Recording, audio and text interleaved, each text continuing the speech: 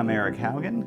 There's my website, my Patreon, my Instagram, my Spotify artist page. Go ahead and like my videos and subscribe to my channel. If this content helps you out, it helps me.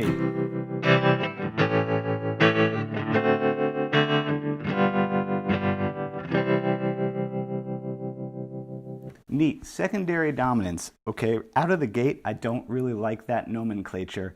It does feel kind of jargony to me. Secondary dominance sounds pretty academic. Here's the deal. Say I had a chord progression in the key of C, going down to A minor. That's a 1 chord to a 6 chord. The concept of secondary dominant is that of what I call an approach chord, that you could look down at that chord progression and be like, that's nice, but boy, golly, I wish there was something that I could put in this song that would make that A minor pop more, that would set it up, that would announce its presence. And that is what a secondary dominant is. What you have to do is you look at the chord that you're going to, and you have to think about that key. Okay, key of A minor. What is the 5 chord in the key of A minor? Well, it's usually E minor, but if I wanted to make that a dominant 7th chord, that would be E7. Let's listen again. Here comes the A minor. I like that. Okay, in context.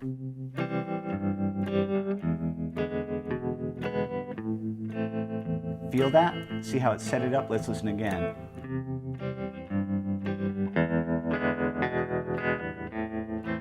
Let's play it again without the secondary dominant.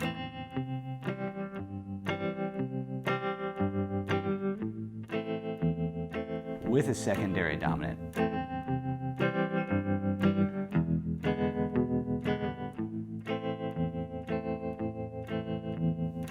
So the way I think of it is that a secondary dominant exists in a chord progression as a way to set up a chord over here. And so this is an interesting thing. We would like to think that chord progressions start here and you go linearly down a path. However, just like in film and novels, sometimes these things are not composed front to back, that they can go out of order, that you could have a couple of chords over here and then a couple of chords over here and be like, crud, how do I connect these two things? And this is one of the handful of tricks you could use. I call these approach chords.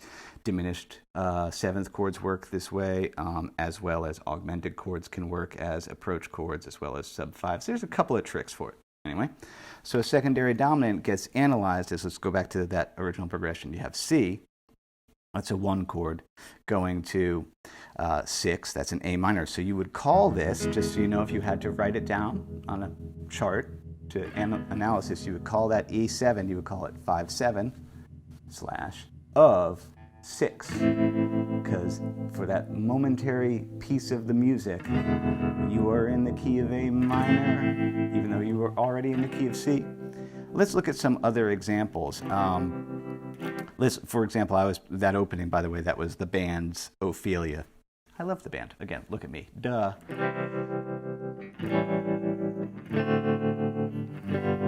That classic sequence of secondary dominants. You have a C, okay. A7 is actually the 5 chord of D minor, but then they mess with you because they make it a D7 because D7 is the 5 of G. So that you'll see often. We'll do another example. So again, 1 chord. This A7 is trying to get to D minor, the 2 chord. You would call that 5/7 of 2. But then, what? Jerk. It doesn't actually get to 2 because now D7 is, I'm going to slow down. D7, let's think about for a second. D7 in the key of G is the 5 chord of G. So now we have a 5/7 of 5. One more time. 1, 5/7 of 2, 5/7 of 5, finally to the 5 chord, back to 1. And that's rhythm changes again, though.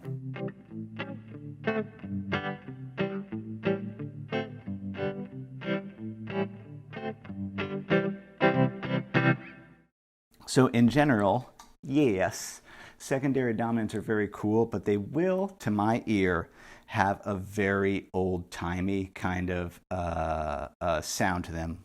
Let me decide. Another example of one of those really long sequences of secondary dominants. Let's see if this tone setting is how I want it.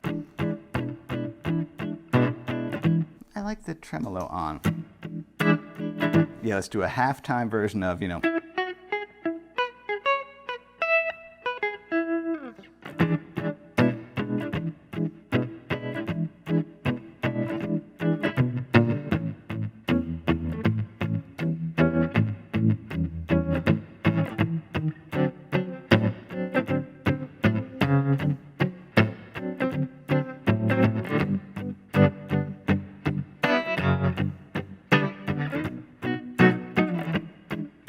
Fun. So that's Sweet Georgia Brown. That is an E7, A7, D7, finally to a G. That's actually the key. That's actually the key of this. So that is, you know, E7 is 5/7 of 2. Same thing happens though. Instead of going to the proper 2, you're like, you jerk. That's 5/7 of 5. Now there's the 5 chord, the D7, finally back to G. So those are examples of like a lot of them in a row, but usually for you as a songwriter or riff writer or progression writer or loop maker, let's just use the word creative without being too specific, because I think y'all may have noticed by now that I'm really leaning heavily into encouraging y'all to be creative, that let's not worry so much about playing exactly a passage or somebody else's thing, even one of my arrangements. Yeah, work on stuff for sure. Never not work on stuff, but you know, always blur those edges. Leave yourself open to make up stuff, because you will. If you're playing an instrument, it wants you to make up stuff. All right, let's look at. Okay, yeah, let's look at. Okay, this is fun. Honky Tonk Woman has one secondary dominant in it.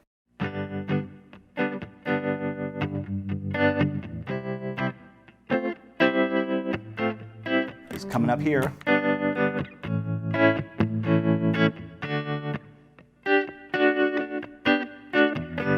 Now I know that that is not how to play Honky Tonk Woman properly. I don't have a Telecaster and Open G tuning. I don't have overdrive on my amp. I know. I'm working with the flappy, farty, pleasant tone setting I have here. So I was like, that actually is nice. Kind of like a laid back, you know, I won't say Pop Staples because, you know, I'm here compared to Pop Staples, but that's a little bit what I'm thinking of. I mean, the master of groovy, chill, tremolo guitar parts is Pop Staples, Staple Singers. I bet my buddy Adrian has some Pop Staples lessons. Adrian at anyonecanplayguitar.uk. Anyway, G, that's a 1. To the C, that's a 4. Little Keith Richards thing that he does. It's really F over C, back to C. G, A. And yeah, one of y'all subscribers asked about this, I guess, in, I don't remember what lesson, but like, what's the deal with that A? That's the 5. Let's think about it. If we were in the key of D, what's the 5 chord in the key of D? The 5 chord in the key of D is A. And so sometimes that points to a thing that in rock and indie rock, they won't make it a 7th. They'll just make it a major. But so you'll see that 1. You could call it a 2. But, you know, really, it's a 5/7 of 5.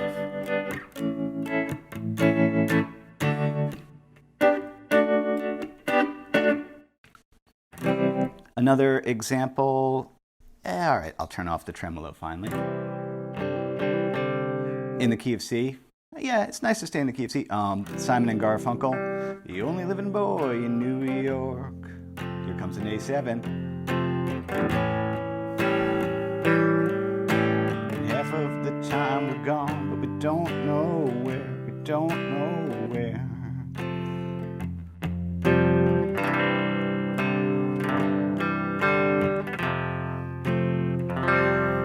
So again, that's a C, that's 1 up to 4, but then there's that, in that, after that, I think a second chorus, a big A7 there, which again, why are you there, A7? Why? Why are you there? Well, because Paul Simon wanted to set up that D minor chord, which is the 2. So again, the only living boy in New York, 4 chord, and then you could feel it, bam! So that's a really big one, and then 2 to the 5, and the 1 to the 4, which is also Aha, Take on Me, talking away, I don't care what they say. It's also Rocky Raccoon. Anyway, everything is everything else. It really is, man. I am you, you are me. I am the walrus. Cuckoo Kachoob. You are the Eggman.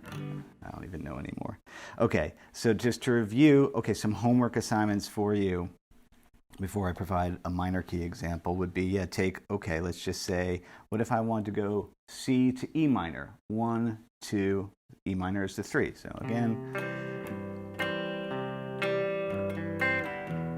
which actually, what a nice progression. No, that's ground control to major tom, isn't it? Yeah. Ground control to major tom. Yep, David Bowie. I referenced him last week. Why not? Because he's great.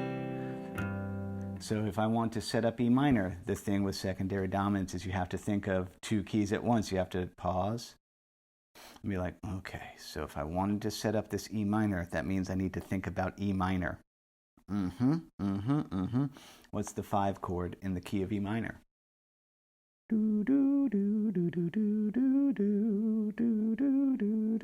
It's B7. So that would give you ground control, ground control to major tom. Okay, that doesn't work. You know, just not sing.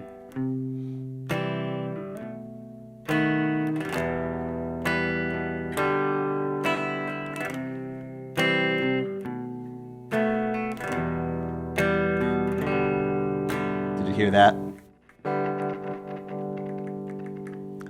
I gotta just replace that potentiometer. It's always crackly. And why not throw an E minor 7 in there? Okay, hold on, let's combine concepts. B7, E minor, O, E sus4.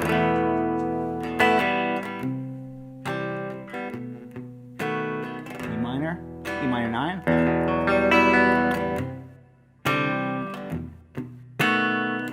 I like the sus4. Again, that gets back to my thing of subtlety. Little subtle things to make progressions interesting rather than big. What if I did C and then like a B flat, B flat 7, sharp 11? Darn it, every time I say something weird to prove how it doesn't work, it sounds kind of cool.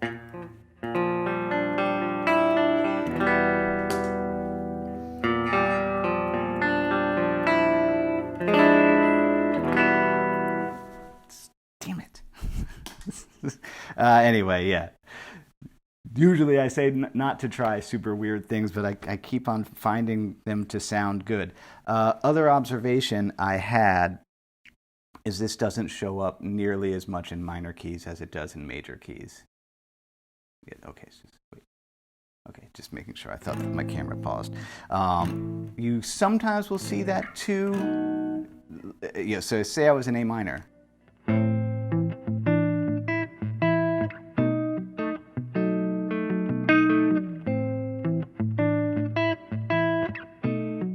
That's an old Talia Zedek song. Chris Brokaw.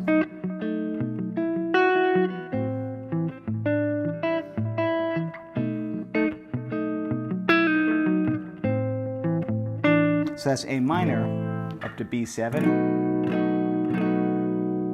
And so that B7 is really the 5 of E, but that song never actually hits it.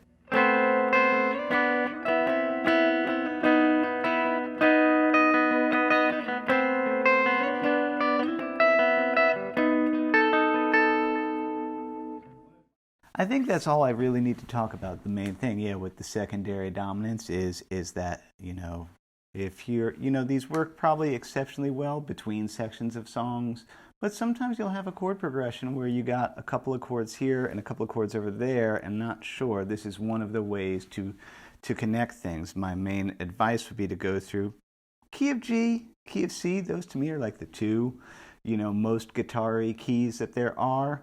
And yeah, see about sneaking in a secondary dominant to a progression. All you gotta do is you gotta always just remember to think about where you're going, and yeah, that you focus on that. You're in a main key, but then wherever chord you're going is actually a micro key. Is that a?